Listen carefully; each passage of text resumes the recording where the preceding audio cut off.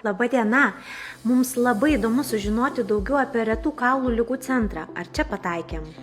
Taip, žinoma, aš esu gydytoja genetikė Rasa Traberg ir vadovauju retų kaulų ligų centrui. Puiku. O galbūt parodytumėt, kur jūs dirbate?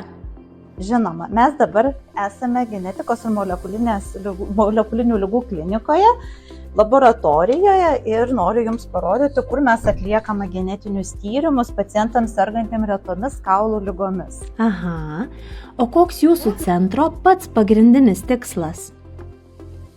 Tai mes esam grupė gydytojų, grupė specialistų, kurie pacientus konsultuojame, kai jiem dar tik įtariama reta kaulų liga, taip pat kai jinai yra diagnozuota ir reikia tam tikro gydymo. Kada jūsų centras įkurtas?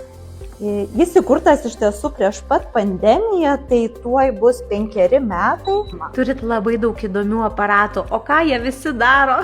Tai čia yra naujos kartos sekoskaitos aparatai, čia atliekami pagrindiniai genetiniai tyrimai mūsų pacientams. O per kiek laiko pas jūs patenka pacientai, kai diagnozuojama reta liga? Tai dažniausiai iš tiesų, kadangi yra sudaryti žali koridoriai, tai pacientai patenka pas gydytoją specialistą 1 mėnesio bėgyje.